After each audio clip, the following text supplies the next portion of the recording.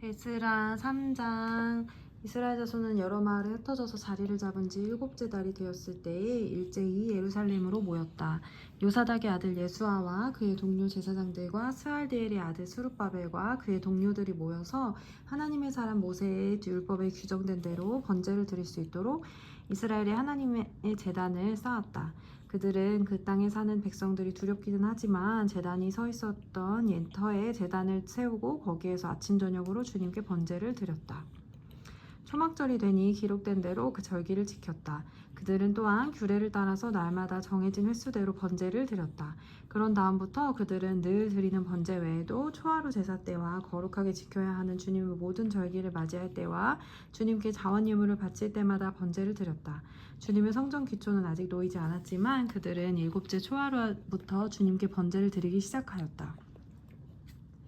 백성은 석수와 목수에게 삭스 주어서 일을 시키고 시돈 사람과 두로 사람에게는 먹을 것과 마실 것과 기름을 주어서 페르시아 왕 고레스가 그들에게 허락한 대로 레바논에서 백향목을 베어 바닷길로 욥바에까지 띄어보내게 하였다.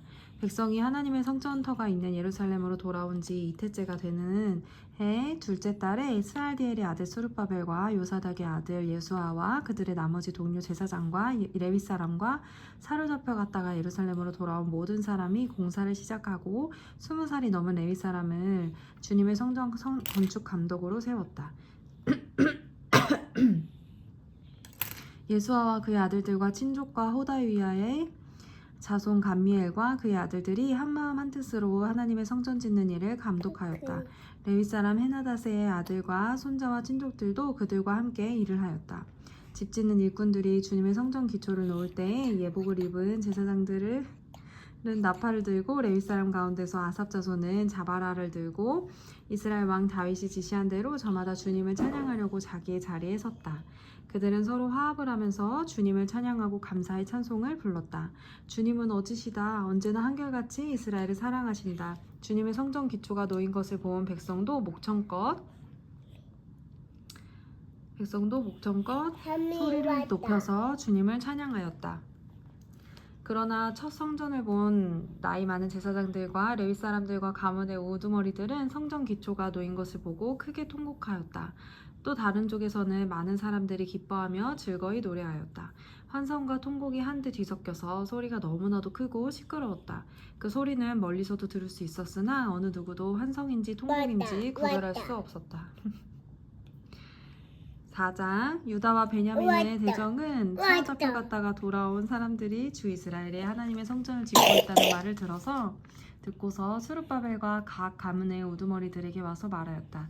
아시리아 왕 에살핫돈이 우리를 여기로 데려왔을 때부터 이제까지 우리도 당신들과 마찬가지로 당신들의 하나님을 섬기며 줄고 제사를 드려왔으니 우리도 당신들과 함께 성전을 짓도록 하여 주시오. 뭐가 왔어 얘라? 한미가 오셨어? 맞아.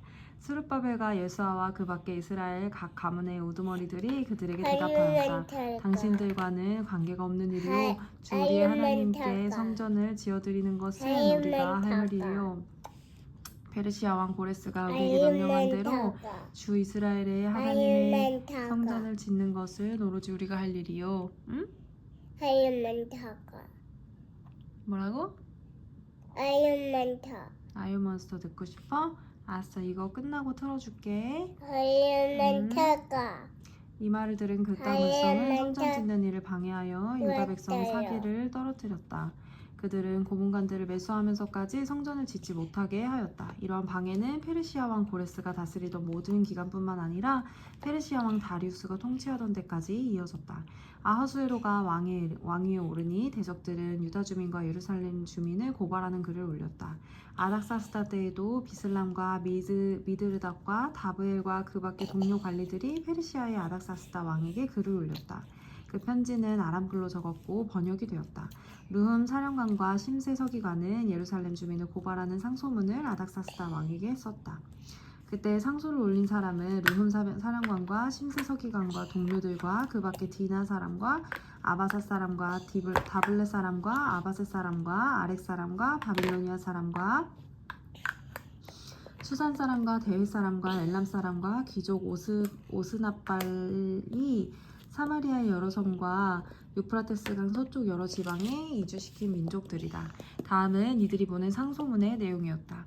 유프라테스강 서쪽에 있는 신하들이 야닥사스다 임금님께 아뢰입니다. 임금님께서 다스리시는 여러 지방에 흩어져 살던 유다 사람들이 우리가 사는 예루살렘으로 와서 자리를 잡고 범죄와 반역을 일삼던 악한 성읍 예루살렘을 지금 다시 세우고 있습니다. 기초를 다시 다지고 성벽을 쌓아 올리고 있습니다. 이 일을 임금님께 아뢰입니다. 성벽 쌓는 일이 끝나고 그 성읍이 재건되면 그들은 세금과 조공과 관세를 바치지 아니할 것이며 틀림없이 국고에 손해를 끼칠 것입니다. 나라에서 녹을 타는 탐욕누리로서 임금님께 불명예스러운 일이 미칠 일을 그냥 보고만 있을 수 없어서 이렇게 상소문을 올려서 임금님께 아뢰입니다. 조상이 남기신 기록들을 살펴보시면 임금님께서도 바로 이 성읍이 반역을 일삼던 곳이었음을 알게 되실 것입니다. 예로부터 이곳에서는 반란이 자주 일어나서 임금님들을 괴롭히고 다른 여러 지방들을 피해를 입혔습니다. 이 성읍을 없애버린 것은 바로 그러한 반역 때문입니다.